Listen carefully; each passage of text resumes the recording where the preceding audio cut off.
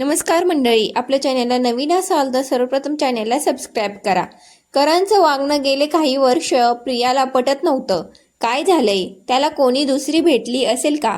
विचारायला हवं. मला तुझ्याशी बोलायचं आहे आज करण. हां बोल ना. रात्रीच्या जेवणाच्या वेळी करणला सगळ्यांसमोर बोलायचं असं प्रियाने ठरवलं. तुझं आजकाल घरात लक्ष नसतं, बाहेर खूप वेळ जातोय तुझा.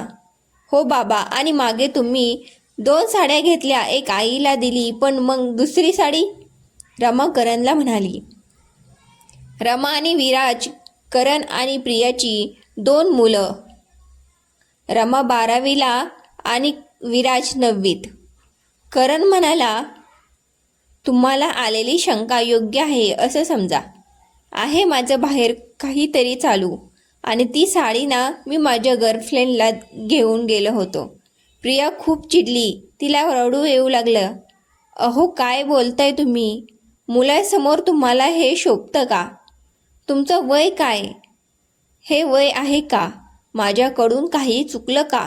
मी कुठे कमी पडले? प्रिया रडत रडत बोलत होती.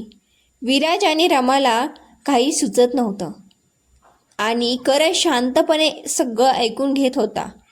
खूप दिवस रोज भांडण होऊ लागलं, आणि भांडणामागचं कारण जवळपास सगळ्या कॉलनीमध्ये पसरलं की करणला गर्लफ्रेंड आहे.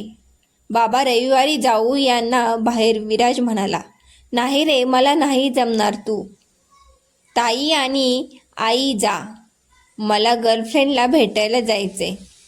बाबा हे अति होतंय. हा आमचा वेळ तुम्ही त्या बाईला नाही देऊ शकत. आणि गर्लफ्रेंड हे काय वय आहे का तुमचं गर्लफ्रेंड बनवायचं? रमा रागात म्हणाली. गर्लफ्रेंड असणं याला काही वय लागत असं मला तरी वाटत नाही. तुम्ही कॉलेजला जाता, तुम्हाला बॉयफ्रेंड गर्लफ्रेंड असेल तर चालत, आणि आम्हाला असेल तर चालत नाही. पटत नाही, पचत नाही का असं? मला नाही वाटत माझं कुठे चुकतंय. आणि की अंतर नाही दिलं प्रियाला किंवा तुम्हा दोघांनाही. माझ्या आयुष्यात मला कोणाची तरी गरज वाटू शकते मित्र म्हणून. फक्त ती व्यक्ती स्त्री आहे इतकंच. मला माझ्या मर्यादा कळतात, आणि तिला तिच्या मर्यादा माहीत आहेत. तुम्ही लोक माझ्या आणि तिच्या नात्याबद्दल काय बोलता याने मला फरक नाही पडत, कारण आम्ही आमच्या जागी बरोबर आहोत. करण बोलत होता. इतक्यात फोन वाजला. हॅलो. हां अगं येतोय, थांब तिथेच. फोन खाली ठेवत करण म्हणाला, माझी गर्लफ्रेंड आज घरी येते, तिला घेऊन येतोय मी. आणि करण गेला. प्रिया, विराज, रमा एकमेकांना फक्त बघत होते. प्रियाच्या मनात खूप काही चालू होतं. 15 मिनिटांनी करण आला. हातात गुबड्या घेतलेली, प्रियापेक्षा वयाने जरा मोठी ती करणसोबत घरात आली. करणने हातातली पिशवी खाली ठेवली आणि तिला बसायला मदत केली. प्रियाने पाणी आणलं, आणि त्यावर करण म्हणाला, ही माझी गर्लफ्रेंड रम्या. सगळे अवाक झाले. ही बाई गर्लफ्रेंड? सोबत आणलेल्या पिशव्या उघडत त्यातून भेटवस्तू काढत रम्या बोलू लागली, मी रम्या. हे घे विराज तुला खाऊ, आणि रमा तुला हा ड्रेस. प्रिया वहिनी तुला गजरा आवडतो ना, हा घे तुला. तुम्ही मला ओळखत नसाल, पण मी ओळखते तुम्हाला. माझी आणि करणची एका कॅफेमध्ये भेट झाली. तिथे मी गाणं गाते. कॅफेवर का, बार नव्हे.